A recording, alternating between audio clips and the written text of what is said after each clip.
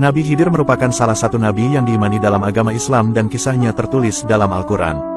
Ada banyak kisah Nabi Khidir yang sangat baik untuk dipelajari, namun yang paling menarik adalah tentang masa kehidupannya yang diyakini masih berlangsung bahkan masih hidup di bumi hingga detik ini.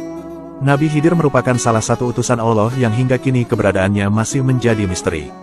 Banyak umat muslim percaya bahwa Nabi Khidir masih hidup sampai sekarang dan tidak sedikit orang-orang yang pernah bertemu Nabi Khidir. Hal ini didasarkan pada pendapat bahwa Nabi Khidir memperoleh amanat dari Allah untuk mengajarkan ilmu hikmah kepada para wali Allah. Dalam kitab yang ditulis oleh Syekh Muhammad bin Ahmad juga dikatakan bahwa Nabi Muhammad pernah bersabda, "Ada seorang anak turun dari Sam bin Nuh yang telah meminum air kehidupan, lalu ia bisa hidup dengan lama. Maka, pergilah Raja Zulkarnain dan Nabi Khidir untuk meminum air kehidupan tersebut. Hanya saja, yang berhasil menemukan air tersebut adalah Nabi Khidir, dan Raja Zulkarnain tidak berhasil menemukannya. Karena Nabi Khidir berhasil meminum maul hayat atau air kehidupan, maka ia mendapatkan mukjizat bisa hidup di bumi hingga sekarang ini."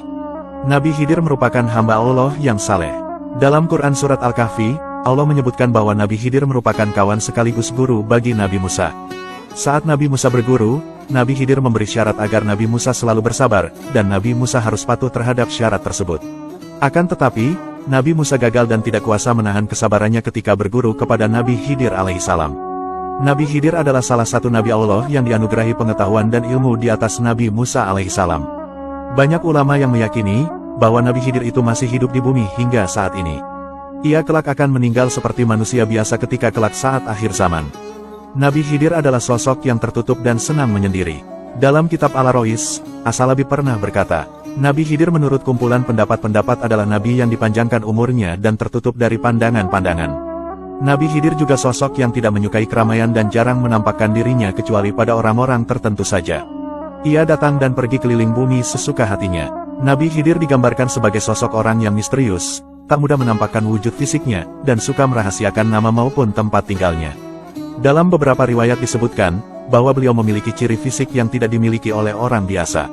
Di antara ciri-ciri fisiknya yaitu, jempol tangannya tidak bertulang, beliau suka membawa tongkat, dan perawakannya jauh lebih tinggi dari manusia pada umumnya. Nabi Khidir memiliki banyak keistimewaan yang tak dimiliki oleh semua orang. Di antara keistimewaan Nabi Khidir adalah memiliki ilmu laduni. Ilmu laduni adalah ilmu yang diberikan langsung oleh Allah tanpa melalui proses belajar dan perantara seorang guru. Dengan ilmu tersebut, Nabi Khidir mengajarkan tentang marifat kepada orang yang membutuhkannya. Keistimewaan selanjutnya, setiap tempat yang disinggahi Nabi Khidir pasti berubah menjadi hijau dan indah. Imam Jalaluddin As-Suyuti dalam tafsir Ad-Dur Al-Mansur pernah menukil hadis yang diriwayatkan Ibnu Abbas.